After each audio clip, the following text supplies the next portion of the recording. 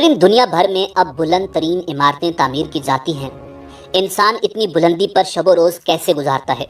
انسان ان بلند عمارتوں سے روزانہ سطح زمین پر آتا ہے اور ضروریات زندگی لے کر واپس ہزاروں فٹ کی بلندی پر جاتا ہے۔ تقریباً 1.5 بلین ڈالر سے تعمیر شدہ دنیا کی سب سے بڑی عمارت برج خلیفہ کے کل ملا کر 211 فلورز اور 2722 فٹ تک کی بلندی پر پہنچنے میں صرف چند منٹ لگتے ہیں۔ یہ کیسے ممکن ہے؟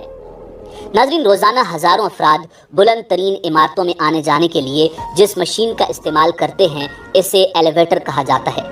برج خلیفہ میں اوٹس ایلیویٹر کمپنی کی 58 ایلیویٹرز نصب ہیں۔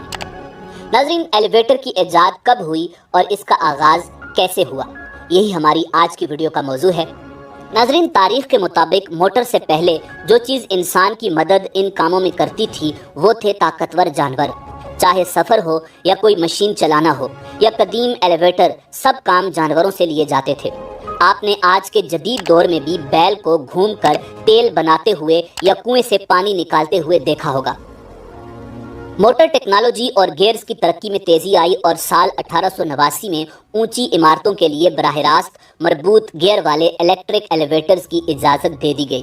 سال 1903 میں ایسے ڈیزائن مرتب ہوئے جن میں گیئر کے بغیر کھنچائی کرنے والے الیکٹرک ایلیویٹرز متعارف کیے گئے۔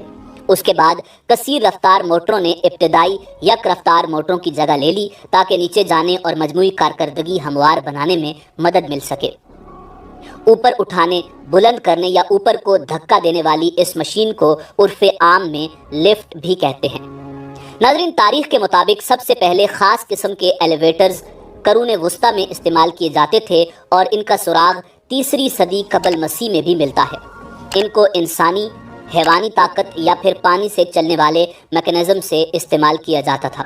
سال 1800 کے برسوں میں ان ایلیویٹرز کو ابتدائی طور پر تیار کیا گیا تھا جن سے آج کل ہم مانوس ہیں۔ ان کو قوت دینے کے لیے پانی یا بھاپ سے استفادہ حاصل کیا جاتا تھا۔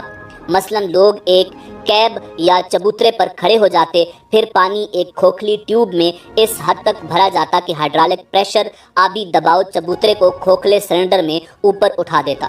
ابتدا میں چبوترے کی رفتار بڑھانے کا کوئی طریقہ نہیں تھا، مگر وقت گزرنے کے ساتھ آبی دباؤ کی اٹھان کو بہتر بنا لیا گیا اور مختلف قسم کے والوز کے ساتھ رفتار کو منظم کر لیا گیا۔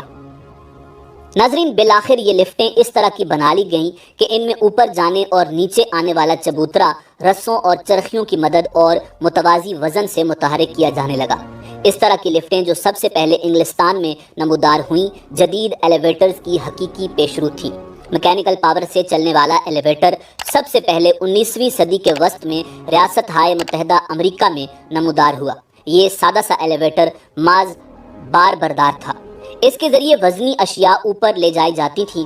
یہ نیو یارک شہر کی ایک عمارت میں محض 2 منزلوں کے درمیان کام کرتا تھا۔ اس کے موجد بہرحال دیگر عملی اطلاقات کی تلاش میں تھے۔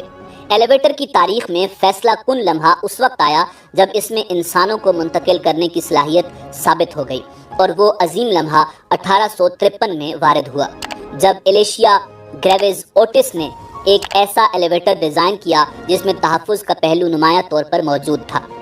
اس لحاظ سے ایلیویٹر کے موجد کو ایلیشیا اوٹس کہا جاتا ہے۔ اس کے نام کا آخری حصہ یعنی اوٹس ابھی تک بہت سے ایلیویٹرز کو آراستہ کیے ہوئے ہے۔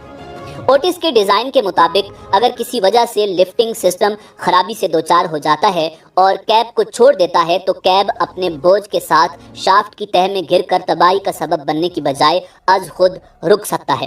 مسافروں کے لیے پہلا اوٹس ایلیویٹر نیو یارک کے ایک ڈپارٹمنٹل سٹور میں نصب کیا گیا۔ اس کے اخراجات مجموعی طور پر $300 سے بھی کم رہے۔ اوٹس ایلیویٹر کو بھاپ کی طاقت سے چلایا جاتا تھا۔ 1867 میں لیون ایڈوکس نے پانی کی طاقت سے چلنے والا ایلیویٹر ایجاد کیا اور پھر تجارتی بنیادوں پر تیار کیا۔ 10 سال بعد اوٹس کے بیٹوں نے Otis Brothers and Company New York میں قائم کی۔ کچھ عرصے بعد ان کی کمپنی ہزاروں کی تعداد میں ایلیویٹرز بنانے لگی اور اس صنعت میں ان کا نام گھر گھر میں گونجنے لگا۔ یہ اعداد و شمار مصدقہ ہیں کہ 1873 میں 2000 سے زیادہ اوٹس ایلیویٹرز پورے امریکہ میں مختلف تجارتی عمارتوں میں زیر استعمال تھے۔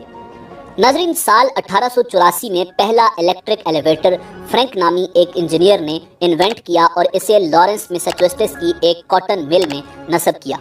पुश बटन कंट्रोल सिस्टम का खालिक भी फ्रैंक नामी इंजीनियर था। इलेक्ट्रिक एलिवेटर्स को सबसे पहले 1889 में उस वक्त तिजारती बुनियादों पर इस्तेमाल किया गया जब इसे न्यूयॉर्क शहर की डेमरसेट बिल्डिंग में लगाया गया। बाद अज़ां जब बिजली ज़्यादा आसानी से दस्तयाब होने लगी तो जर्मन मौजद वर्नर वान सिमन्स ने एलिवेटर टेक्नोलॉजी में बरकी मोटर को शामिल कर दिया।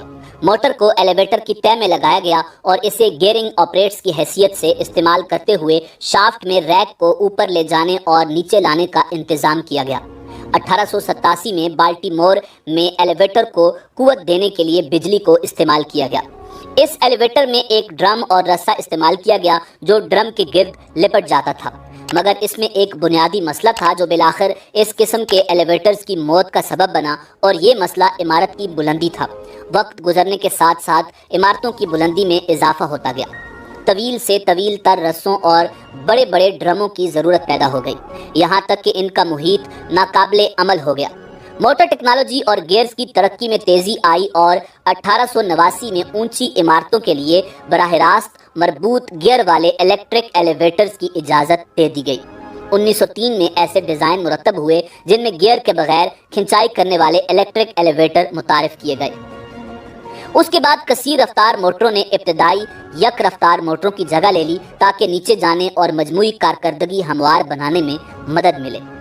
नाज़रीन, मजीद वक्त गुजरने पर रस्सों की जगह इलेक्ट्रोमैग्नेटिक टेक्नोलॉजी ने ले ली।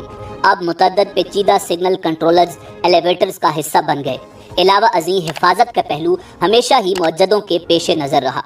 मसलन चार्ल्स ओटिस, असल मौजद एलिशिया ओटिस के बेटे ने ऐसा सेफ्टी स्विच तैयार किया जिसने किसी भी रफ्तार से चलने वाले एलिवेटर को रोकने की सलाहियत बढ़ा दी।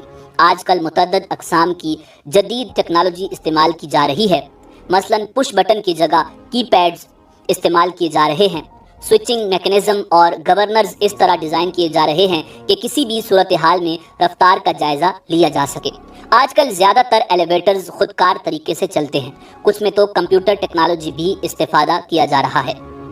जदीद एलिवेटर्स ने हमारे लिए ये बात मुमकिन बना दी है कि ज़मीन से हज़ारों फुट बुलंद घरों में रिहाइश इख्तियार कर सकें और बालाई मंजिलों में कायम दफातर वगैरह में काम कर सकें।